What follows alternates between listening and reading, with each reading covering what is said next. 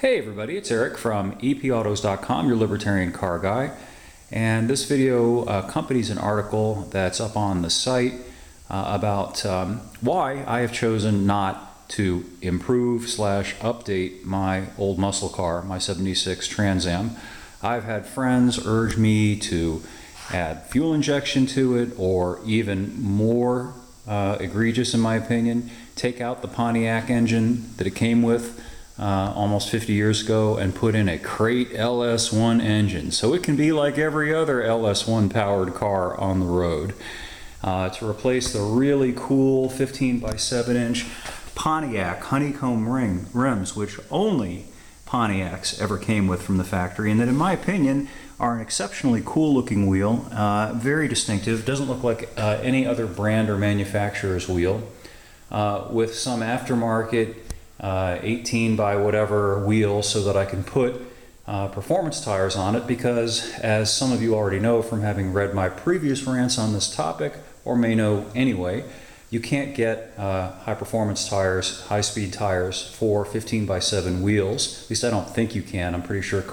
Coker and all of the other major suppliers only offer reproductions of the original tires, which really aren't high performance tires. So my Trans Am, which is actually a really good handling car, believe it or not, it was the best handling car, American car, in its day in the 70s, and even today the thing handles actually quite well, despite the fact that it's got a solid axle and leaf sprung suspension. Really the only big advantage that the IRS cars have with their coil spring and independent rears is better ride quality, not necessarily better handling. The thing that really limits the cornering prowess of this car, it's the tires. And I'm stuck with, I've got 245 60/15s on this thing.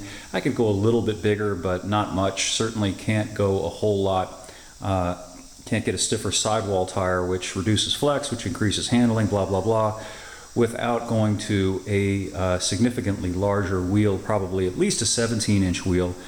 And again, to me, it takes away from what this car is, which is a time machine, a real time machine, one that will transport you back in time to the period when it was built, and you can experience what it was like to drive a car made in the mid-1970s or earlier, whenever the vintage of your car happens to be.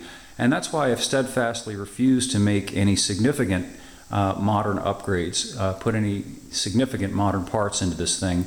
The one exception being I did put an overdrive transmission in it, and I did that a number of years ago, mainly because I used to take this thing to car shows a lot, and that involved highway driving. And with 390 gears in the rear axle and a non-overdrive transmission, the thing got really buzzy. It would be running around 3,000 RPMs, just maintaining 65 miles an hour on the highway. And that put a lot of stress on the long stroke 455 engine. And since 455 engines are not very common anymore, I didn't want to blow mine up, so I decided to put the transmission in there for the sake of just better overall drivability. But even so, it really doesn't fundamentally alter the character of the car. It's not electronic, no computer, just a single 12-volt hookup. So this car has its factory type suspension, stamped steel A-arms, factory sway bars, factory leaf springs. Everything's been restored to as new condition, but as new as it was back in 1976. I haven't put an aftermarket stereo in this car either, because who needs it when you can listen to the fabulous sounds of the engine?